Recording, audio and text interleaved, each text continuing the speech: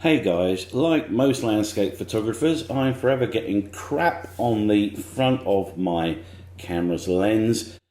Particularly bad in my case because I do a lot of photography down at the beach, often shooting quite low down with the camera held just above the sand, and I'm forever getting dust spots of one kind or another, whether it's sand or little bits of sea water on the front of the lens, and it means that I always have a big cleanup job when I get back home and I import all my photographs into Lightroom, and I've got to remove all those dust spots. Now, there's some awesome tools out there at the moment. Things like Luminar Neo has a brilliant AI-based dust spot removal tool.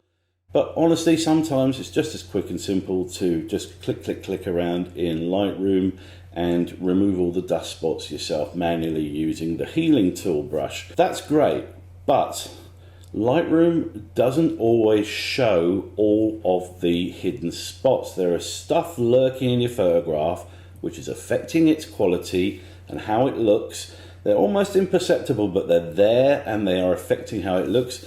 And I've discovered a really cool way of surfacing those hidden dust spots lurking under the patina of your photograph.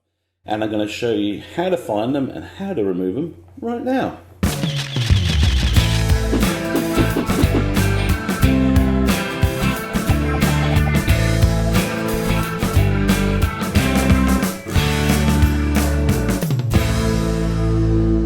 Guys, so here we are in Lightroom, and I've chosen a suitably noisy dust spotty photo to showcase this technique. And as you can see, I've got quite a few gremlins on here. These little banana things, incidentally, these little kind of curls, they're the result of Adobe Lightroom's inability to properly process Fujifilm X-Trans sensor images. I've got the X-T4, and we often get these in our photographs. If you don't get those, you're very lucky because they're super annoying. Anyway, as you can see, we've got quite a few spots in here, and the usual way you fix these, you just get the brush tool and you just click around on these and it neatly clones them all out. Jump the brush size up a little bit for that one. That one there, one there.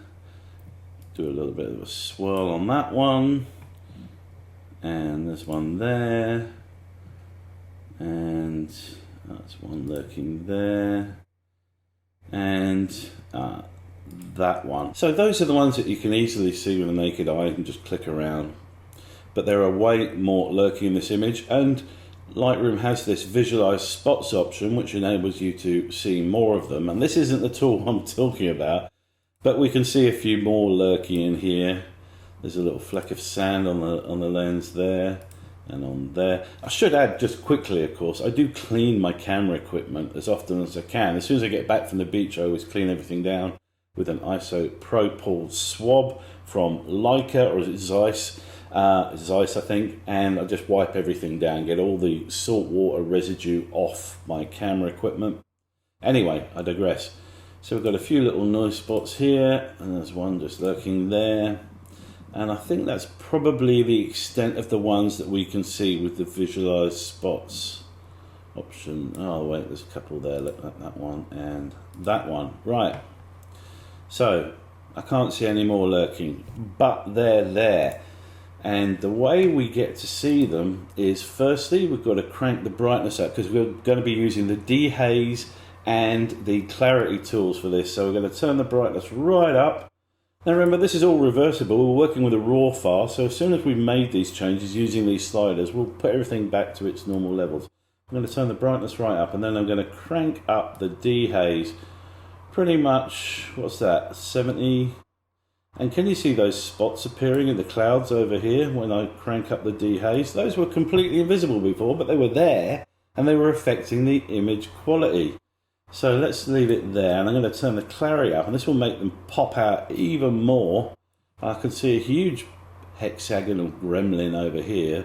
That might actually be a light reflection on the lens rather than a gremlin, because it looks hexagonal. I think it probably is, but we'll remove that anyway.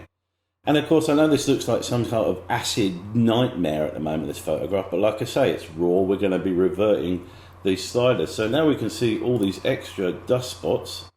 We can click on them and remove them. Apologies for the rain, incidentally, on the roof of my office. It's getting super loud now. While it's pissing down with rain, let's remove all these spots, because I ain't going to be out photographing in this. Alright, there's another one. Let's get rid of this big sun flare, I think it is, this hexagonal blob here. Get him out of the picture. You can see another spot down here. And there's another one there. Do you know what I mean? You can see as soon as you start getting in here, there's two down here I didn't see before. And how are we going?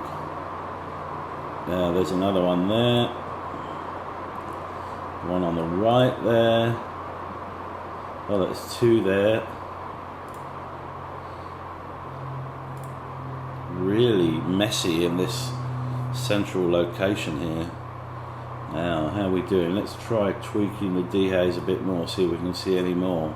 Because as you change the amount of dehaze, different ones surface in different areas of the image. So see it over here, we just got two more. 1, 2, there's 3 here. 1, 2, I think there's one there. Let's change the dehaze again.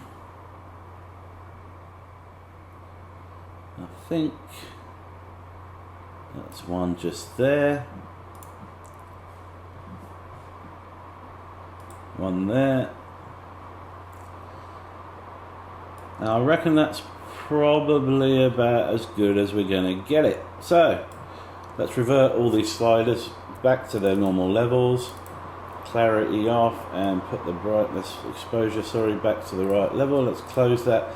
And can you see how smooth and perfect that sky is now with all those gremlins removed, all those dust spots? And remember, we had, I don't know, what was it, about 8 dust spots we identified before, and look how many there actually were lurking in there, hidden away but revealed by the dehaze slider.